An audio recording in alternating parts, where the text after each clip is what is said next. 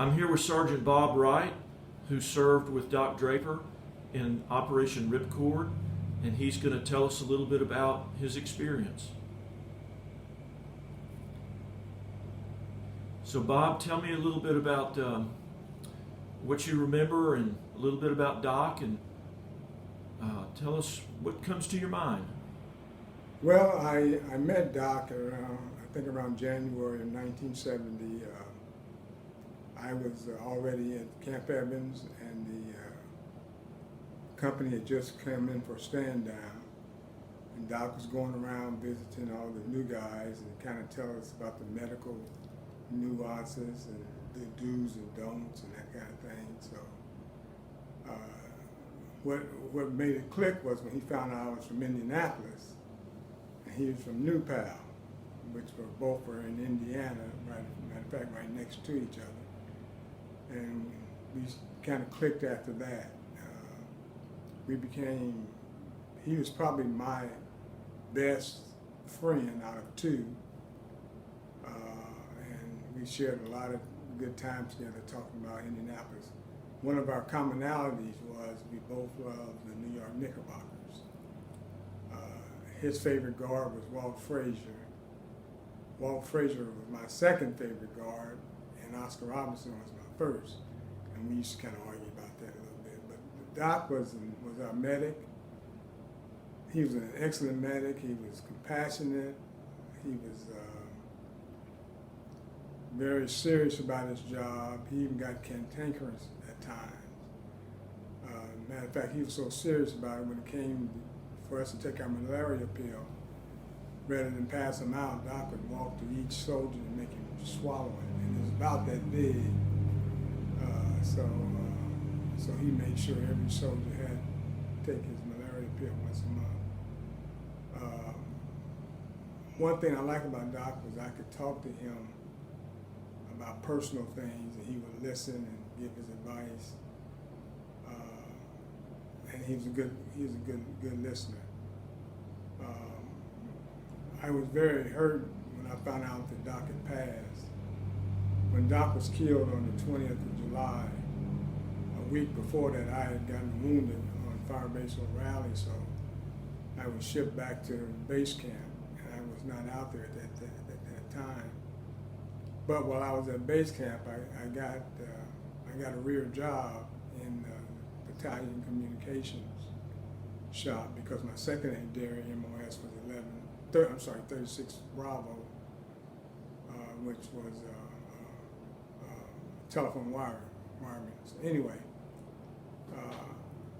but when I said about that job, I could monitor on the radio what was going on in the field.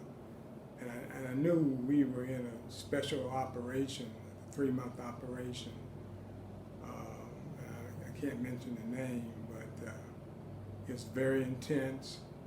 We were put in a location around Firebase Ripcord at that time, where it was about 600 in our battalion, surrounded by 4,000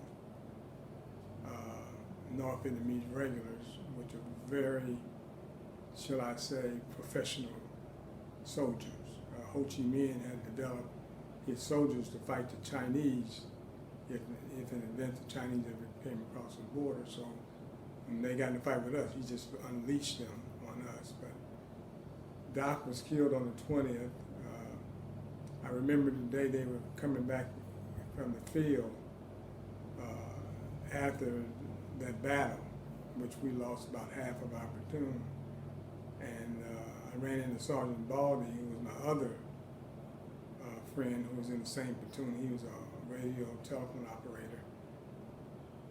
And when I looked at him and looked in his eyes, he knew what I was going to ask him. And he just said, "Bob, Doc didn't make it." So I said, "What do you mean Doc didn't make it?" I said, "He didn't make it on this chopper, he's coming in on another chopper." He said, "No, Doc didn't make it." And then that's when I found out that Doc got shot by a machine gun. And when they found him, he had a .45 in one hand and a syringe in another hand, trying to help another soldier. And that's the kind of guy he was. But I'll never forget Doc Draper.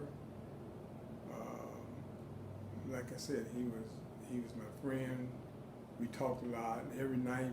When we camped, or well, I don't call it camping. We got to our night defensive position. He would come by, find out where I was, come by my position. We talk, drink coffee together, talk about home. And he would encourage me because I was in a lovesick situation. He had a girlfriend back home, but I don't think it was as deep as me and my fiance. But he helped me a lot get through some long nights, shall I say. So, but that was my friend Doc, and I'll always remember him. And I've got mementos of him around the house. Well, thank you for coming to the ceremony that we did for him. It meant a lot to a lot of people. And well, when I heard about it, it meant a lot to me. And as a matter of fact, all the guys that are still alive in our platoon, they're all around the country, they're waiting for me to send them some information about it. Because I emailed them, let them all know I was going and I was going to participate. Because they all loved Doctor, like I say. He was cantankerous, but he took care of all of us. We got rashes, we got jungle rot on our feet. When we got leeches where the leeches shouldn't be, he helped us to remove the leeches. So he was a good medic. The awards he earned, he deserved, and getting a Bronze Star with two leaf clusters. That meant he got 3 Bronze Stars. So, but as a medic, that is exceptional. So I kind of put Doc, kind of compare him with the medic on what's the name of that movie? Hacksaw Ridge. Hacksaw Ridge. Compare him with that commitment and love and dedication, and then with Wishbone that used to play on the old Rawhide movie. That's how cantankerous he could get at times. So.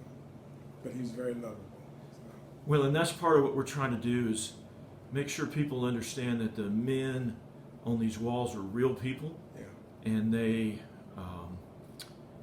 were put in situations that anybody could be put in, yeah. and they did their duty, and you did your duty, and we appreciate you. Well, one thing I did a little pictorial about the Army, and one thing I stress to people about the Army is that it took a boy at 19 and made him into, in 2 years, made him into a man. And the same with Doc and the rest of us. We all matured in the service, and which made us better men today. But it just helped us to grow and develop. So. Well, Bob, it's been a pleasure. Thank you very much.